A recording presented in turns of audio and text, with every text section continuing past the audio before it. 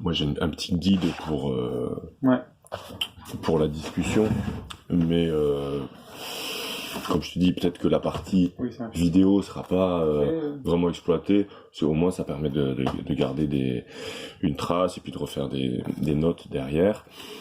Le principe un peu que j'imagine à chaque fois pour les entretiens, c'est que Ouais. tu présentes un peu ton parcours, ce que tu as fait, ce que tu fais actuellement, ce qui t'a amené à faire ça, et puis après de parler donc de ce que j'appelle la dimension politique du travail et de voir quel est ton rapport à ça.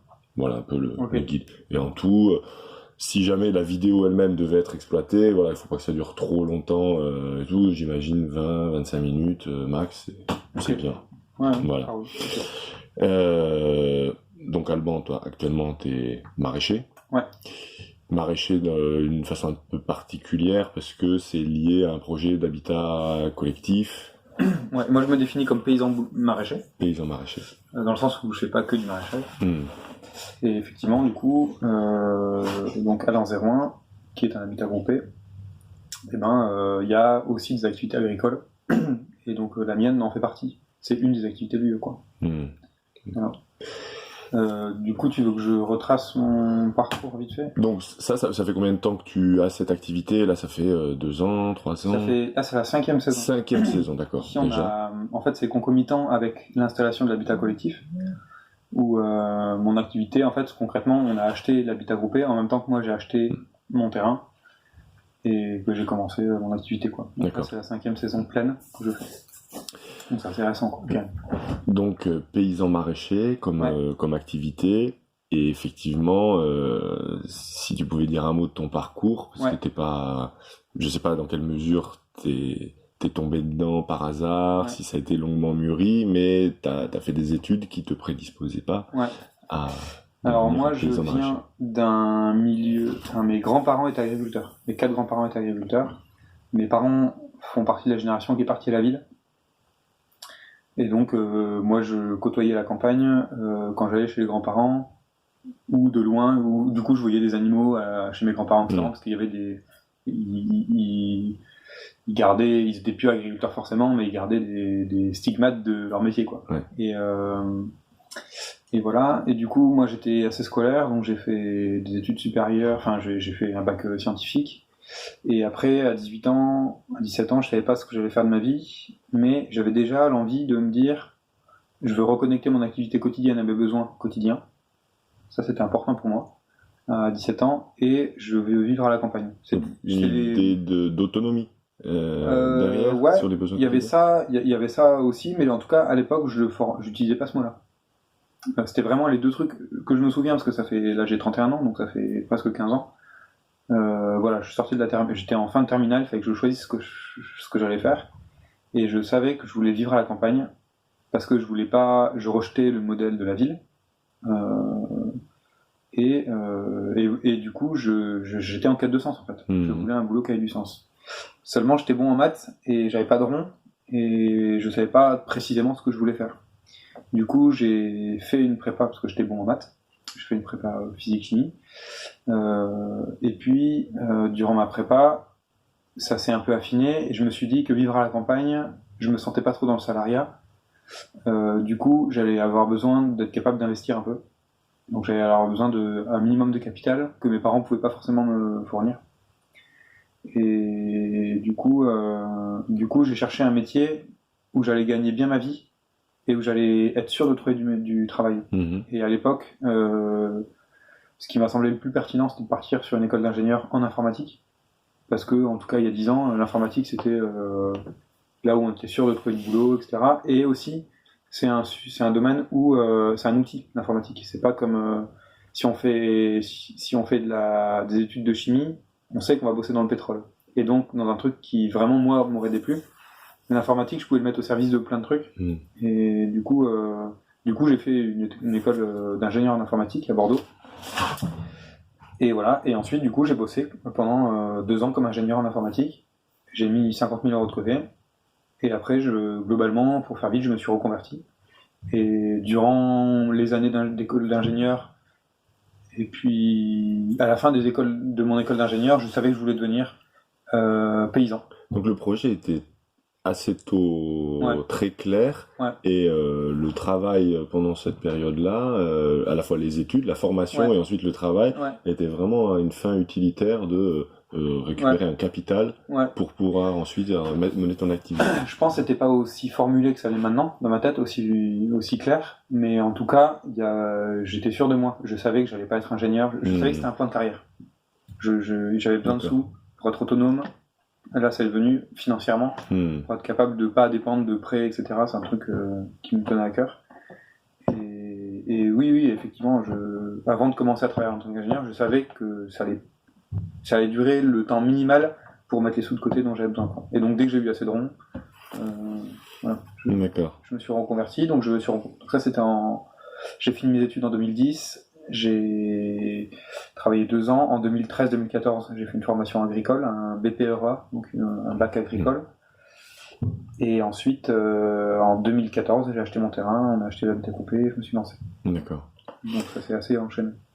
Ouais, c'est assez étonnant de voir ce projet si mûrement réfléchi, finalement, et en se disant, ben voilà, je vais passer par telle et telle case, qui sont donc cases ingénieur, études d'ingénieur et travail, emploi d'ingénieur, qui sont habituellement des cases qu'on imagine comme un aboutissement. Toi, tu l'as vraiment pris comme un moyen pour mettre en œuvre ton projet personnel. Vraiment un moyen, et ça a été réfléchi comme tel. C'est-à-dire que quand j'étais en fin de terminale, je me suis dit, en fait, soit je pars maintenant, je vais faire un job alimentaire, je vais gagner 1 200 € par mois, et je vais mettre 10 ans à récupérer du pognon, soit je fais des études supérieures, je me laisse le choix de rechanger d'avis, et puis je vais apprendre des trucs, et après, en 2-3 ans, j'aurai mis des sous de côté. Et du coup, d'une part, un peu la pression sociale, et puis le besoin aussi de valorisation à cette époque, de faire un métier qui est reconnu socialement, ou quand t'es en soirée, on demande ce que tu fais, t'es ingénieur, on t'écoute, alors qu'à côté, la musicienne ou le musicien, enfin tu vois, ou le paysan, et du coup c'est aussi quelque chose dont moi j'avais vachement besoin. Et du coup c'était le choix que j'ai fait de partir sur un métier aussi parce que j'avais les capacités de le faire. D'accord.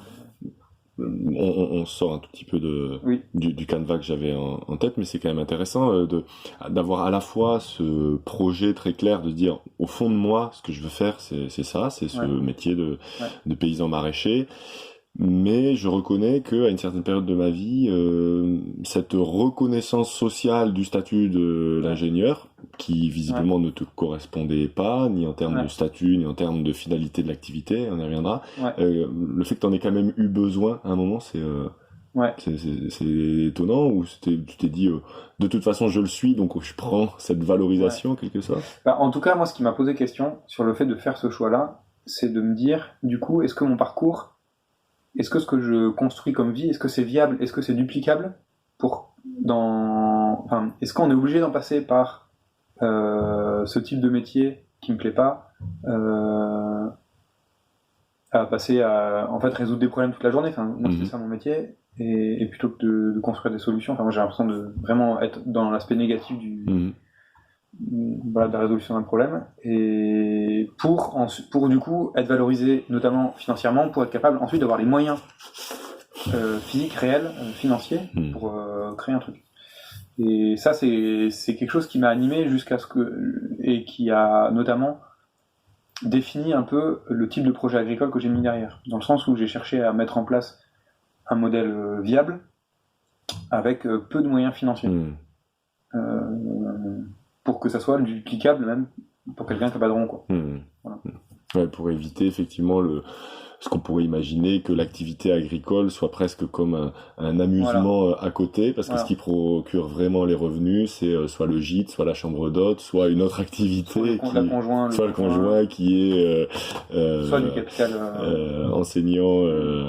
D'accord. Voilà. Ça je le voulais pas, et du coup après, j'ai quand même mis 50 000 € de côté parce que j'avais envie d'être propriétaire de mon logement et de pas être locataire, et d'être propriétaire de mon outil de production. Et du coup, j'avais quand même besoin de capital.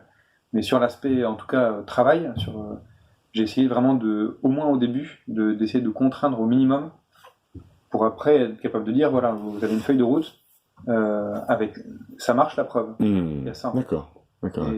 Et du coup, c'est aussi ce qui m'a poussé à documenter un peu mon installation pour être capable de montrer à des personnes que j'accueille à la ferme, en stage ou quoi, que avec ça, en tout cas, ça marche. Avec ce capital-là, social, culturel et puis financier, ça marche. Et c'est rentable, et après, on peut s'émanciper un peu, quoi. Je pense qu'on en arrive à la dimension politique du travail, dans la mesure où c'est au travers de ton activité professionnelle, tu veux d'une part nourrir des gens avec les légumes que tu produis, et aussi montrer à des personnes autour que c'est faisable et c'est réplicable. C'est intéressant. Bon, l'idée là de la dimension politique du travail, t'as lu le petit texte introductif que j'ai fait. L'idée, c'est que le travail nous occupe beaucoup de notre temps. Ça, on l'a tous en tête. Mais au-delà de ça, c'est là qu'on met notre créativité, quelque part le meilleur de nous-mêmes. Donc, l'idée derrière ce concept, un peu, c'est que c'est là-dessus, c'est par le travail qu'on agit le plus sur le monde. D'où l'idée de choisir son travail en conscience quand on en a la possibilité. Et tu as bien démontré que tu avais eu tout à fait la possibilité, soit d'être ingénieur, soit d'être paysan maraîcher. Et moi, je voulais peut-être juste commencer comme ça sur qu'est-ce que toi tu penses de cette dimension politique du travail, dans quelle mesure tu le ressens aussi, que effectivement c'est par son travail qu'on agit principalement sur le monde, peut-être plus que par sa consommation ou même la façon d'être avec ses amis. Au quotidien, moi j'ai l'impression de voir une dimension politique dans mon travail par deux aspects. Par l'aspect productif, par ce que je produis, les méthodes que j'utilise, il y a des choix politiques derrière. Et puis par l'intention que j'y mets, et derrière par disons qu'il y a comment je produis mes légumes, pour être concret, où du coup j'ai envie de pas utiliser de pétrole, et donc du coup je fais en sorte de ne pas en utiliser ou le moins possible, etc. C'est un exemple parmi d'autres. Et puis, donc il y a comment je produis. Et puis il n'y a pas de tracteur. Donc j'ai pas de tracteur, pas de motoculteur, etc. Et puis remettre en cause aussi la spécialisation du travail. Donc du coup, c'est pour ça aussi qu'il y a le côté... je me définis comme paysan maraîcher, plus que juste comme maraîcher. Parce qu'en France, le maraîcher classique, c'est quelqu'un qui travaille sur, on va dire, 1 hectare, qui n'est pas du tout autonome dans son travail, dans le sens où il a besoin d'acheter des plants, d'acheter des semences, ou c'est même pas lui qui achète les semences, il achète les plants tout faits, c'est même pas lui qui vend ses légumes, en général, il vend ça en gros et puis c'est revendu ensuite. Il achète des outils et puis il les fait réparer quand ils marchent pas, il se fait construire un bâtiment en kit, et des salariés viennent monter, etc. Et moi, du coup, dans le côté paysan maraîcher, il y a un peu ce truc-là que j'essaye de mettre, de dire d'avoir la maîtrise verticale de l'activité, et du coup de maîtriser la production de semences, en tout cas en partie, la production de plants, la production d'outils, de maîtriser la commercialisation, etc. Donc ça, du coup, pour moi, c'est le premier aspect politique dans mon travail. C'est voilà, j'ai des convictions et j'essaie de les mettre en œuvre dans ma sphère professionnelle, quoi. Et puis après, il y a le deuxième aspect qui, pour moi, est aussi important, c'est que moi, il me semble que dans tous les métiers, ça devrait faire partie du métier de transmettre ce métier-là. Donc le côté un peu éducatif, ce que moi je peux faire en accueillant des gens qui sont en formation agricole, et en prenant vraiment de l'énergie, du temps, qui n'est pas du tout valorisé de manière financière, pour transmettre à d'autres. Et transmettre à d'autres aussi les raisons pour lesquelles je travaille ainsi. Et ça, pour moi, c'est très politique. Et voilà, et du coup, ça occupe un bon 5e de mon temps, en fait. De prendre du temps avec des gens pour leur montrer ma compta, aller sur leur futur terrain, regarder si le terrain est bien, monter des formations bénévolement avec des collègues pour accompagner des gens qui sont déjà installés en première ou deuxième saison, etc. C'est des choses qui, moi, me plaisent, qui font un réseau social et dans lequel je prends du plaisir, mais c'est aussi des choses que je fais par intention, consciemment, que j'organise parce que c'est ma manière de changer le monde, de participer à la transformation du monde. Et donc c'est politique, et pour moi ça fait partie de mon métier. Complètement, d'accord. Par contre c'est pas un acte productif pur, quoi. Okay. Voilà. Et donc cette partie-là de ton métier qui n'est pas du tout rémunérée, c'est peut-être celle la plus politique. Et si on regarde celle qui est rémunérée, celle qui te procure un revenu, donc la vente des légumes essentiellement actuellement. Légumes, tu fais pas trop de fruits, ça pourrait venir plus tard. J'ai quelques œufs. D'accord. C'est symbolique. Et ça, sans entrer sur le fait que dans quelle mesure ça serait politique, etc. Ça l'est clairement, et c'est pas la question. Mais comment, en menant cette activité, toi, tu te sens aligné par rapport à tes convictions politiques, convictions dont tu peux sans doute dire un mot, qui j'imagine sont liées à la crise écologique relativement majeure dans laquelle on est, etc. Et donc la nécessité de se nourrir correctement, en respectant l'environnement, des choses aussi évidentes que ça, mais qui sont sans doute le point de départ, je pense, de quand j'avais 17 ans, c'était, je le redis, c'était relier mon activité quotidienne à mes besoins quotidiens, notamment pour que mes besoins quotidiens ne dépendent pas d'un système que j'ai pas envie de cautionner. Donc là-dedans il y a de l'autonomie pour reprendre le contrôle et surtout arrêter de nourrir une machine qui ne me convient pas. Et donc là-dessus il y a un projet un peu vivrier plus que commercial, vendre des légumes. Et du coup aujourd'hui je mets d'autres mots dessus. En tout cas j'ai toujours envie. J'ai vraiment envie j'ai pas envie de donner le bâton pour me faire battre. Donc je pense que la meilleure manière de faire tomber un système qui me convient pas, c'est un système capitaliste, donc basé sur la rente du travail d'autres. Donc j'ai du capital, je fais travailler d'autres gens et j'en retire un bénéfice personnel. Un système basé sur le salariat, qui pour moi quand même c'est de la subordination et donc c'est une forme d'esclavage pour moi en fait. Et ça me convient pas. En général, je parle. Et puis un système qui du coup considère que l'environnement est une ressource à exploiter. Et d'ailleurs, dans le terme de mon métier officiel, c'est exploitant agricole. Et donc, pour moi, c'est là le mot, il a vraiment un sens, quoi. On exploite des ressources et l'environnement, c'est une ressource à exploiter. Et du coup, le sens pour moi originel de la production biologique, c'est pas respecter un cahier des charges, c'est être capable de produire en respectant et en augmentant l'état d'équilibre d'un système écologique. Et donc du coup, produire sur des équilibres, c'est quelque chose qu'on fait très peu en France, et même les fermes qui sont certifiées en bio.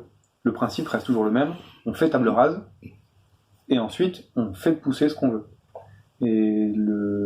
Donc en bio, on utilise aussi des herbicides, des insecticides, juste qui sont bio, et le principe reste le même. C'est l'agriculture, le point de base à l'opposé de chasseur-cueilleur, quoi. L'agriculture, c'est quand même maîtriser un environnement pour être capable d'y faire pousser ce qu'on veut. Donc du coup, il y a un peu cette idée-là au début de dire, on dégage ce qu'il y a et on met ce qu'on veut. Et moi, ce que j'essaye de faire, c'est un entre-deux, un compromis, pour que l'espace qui est productif, qui me permet de gagner ma vie, ça soit un espace écologiquement plus riche que quand je suis arrivé. Et donc ça, c'est une préoccupation du quotidien, c'est pas forcément facile, et puis ça demande des compétences que j'ai pas acquises durant mes études, donc que j'acquiers après coup. Mais c'est quelque chose dans lequel je trouve du sens, et aussi dans lequel je trouve une sorte de réalisation personnelle que j'ai pas forcément de côté artistique dans ma vie ou quoi, mais par contre, cette recherche-là moi je trouve ça beau en fait, d'arriver à produire dans un cadre vivant, sur un sol vivant, etc. Ça m'épanouit beaucoup, quoi. Ok. Donc ça me réalise au-delà du...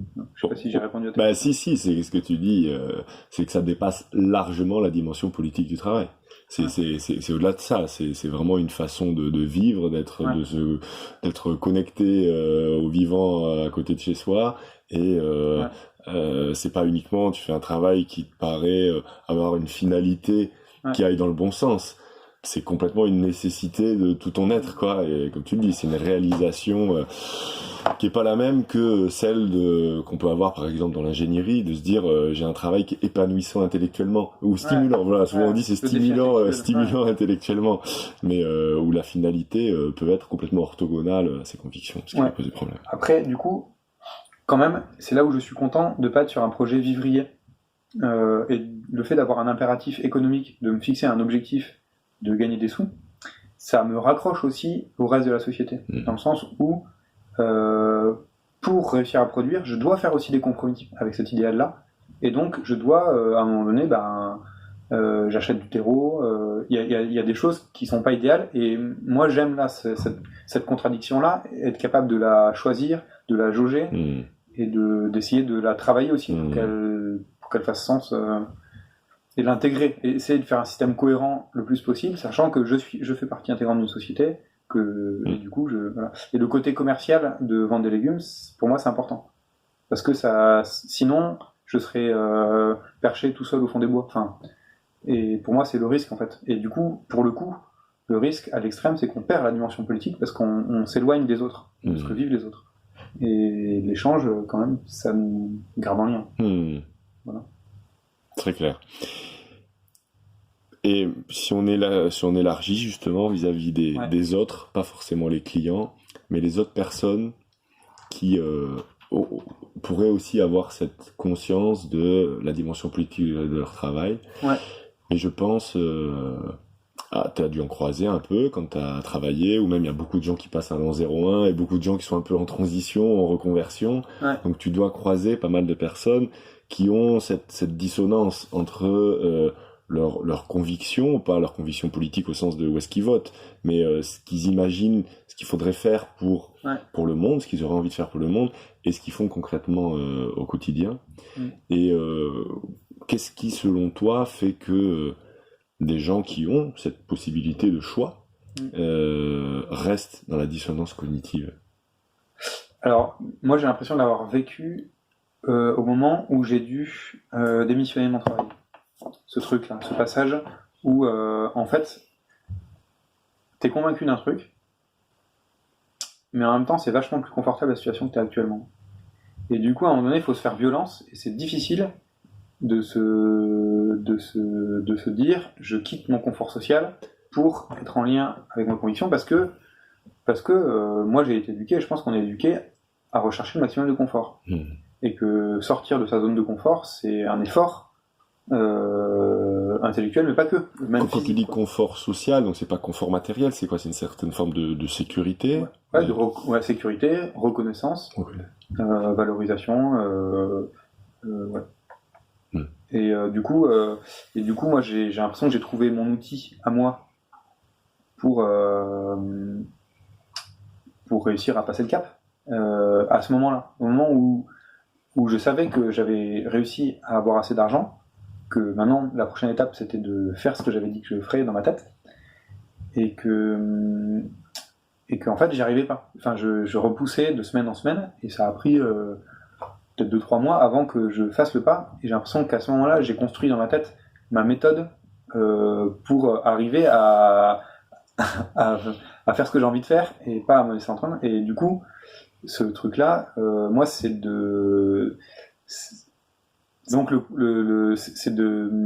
me créer du contrôle social. Quand je suis quelqu'un qui fait toujours ce qu'il dit, et donc il suffit que je dise à suffisamment de personnes que je vais faire ça pour que ça me contraigne à le faire, que je me sente obligé, même si c'est difficile, je vais le faire pas forcément par facilité, mais parce que je vais m'y sentir contraint. Et un petit artifice que tu mets en œuvre pour... Et je l'utilise énormément maintenant, même dans ma vie de tous les jours, quoi. C'est une manière de, quand je sais que je vais aller quelque part et que je me sens pas capable tout seul, je dis aux autres que je vais le faire, et ils me mettent une pression qui me permet de le faire. Ok, voilà. C'est une méthode que je connaissais pas vraiment. On imagine que certaines qu'on peut procéder comme ça. Hein, et alors tout le monde ne fait pas comme ça, ne met pas en œuvre cette méthode-là. Du coup, quel conseil comme ça tu pourrais imaginer? Le conseil, c'est pas forcément le bon mot, mais pour rester un peu sur cette idée, qu'est-ce qui fait que les gens ont conscience de la dimension politique du travail, ont conscience que ils vont complètement à l'envers de ce qu'ils voudraient faire dans leur travail, mais qu'est-ce qui fait que on préfère rester comme ça? Et du coup, quel conseil tu pourrais donner pour vivre sa vie selon le fleuve qui descend et pas chercher à le remonter? Je sais pas trop si j'ai des conseils. En tout cas, pour moi, il y a différentes voies. Il y a un peu la voie du burn-out, En fait, tant que ça marche, puis un jour, on n'a plus le choix, donc du coup, c'est remis complètement à plat, et du coup, là, c'est un nouveau départ, et on s'autorise à prendre un autre chemin, parce qu'il y a une rupture nette. Et puis, pour moi, il y a la voie d'être un peu maître de son truc, et d'essayer de trouver ses méthodes à soi pour se faire dévier, quoi. Et en tout cas, ce qui est sûr, c'est que... Enfin, moi, je pense que le fait d'être très honnête dans l'intime sur l'estime qu'on porte de ce qu'on fait, de se dire je suis fier de ça, je suis pas fier de ça, et quand on a une dissonance cognitive, en fait on n'est pas fier de ce qu'on fait, et du coup au final c'est quand même, enfin moi en tout cas c'est quelque chose qui me porte en fait, d'être fier de ce que je fais, du coup pour moi c'est un moteur en tout cas, et je pense que ça peut être alors est-ce que il peut y avoir d'autres moteurs? Je pense que moi j'ai pas de gamin, mais quelqu'un qui a des gamins, le fait de se dire il faut changer le monde, donc il faut que je change pour ce que je vais laisser à mes enfants, ça peut être aussi un autre moteur. Moteur bien vite éteint par les contraintes matérielles que peuvent amener les enfants, et en se disant oulala, faut peut-être mieux que je reste dans mon confort économique, etc. Oui, mais quand on parle par exemple d'urgence écologique, du coup, poser sa pierre dans ce travail-là, notamment parce qu'en fait, on n'a pas spécialement envie que la Terre s'arrête à la fin de notre vie, mais qu'il y a aussi nos gamins. Je pense que c'est quelque chose qui peut amener un moteur supplémentaire, c'est ça que je disais. Mais que moi, j'ai pas, franchement, en fait, n'ayant pas envie d'avoir de gamins. Et après, je sais pas trop. Non, mais moi, je fonctionne vachement sur la recherche de l'estime-moi, de ce que je fais, être en cohérence. La cohérence, pour moi, c'est quelque chose qui est super important. Donc, du coup, j'aime bien être bien conscient de mes incohérences, et j'aime bien travailler à devenir un peu plus cohérent. Ok. Voilà. T'as ce qu'il te faut. Ouais, on a fait le tour. C'était chouette.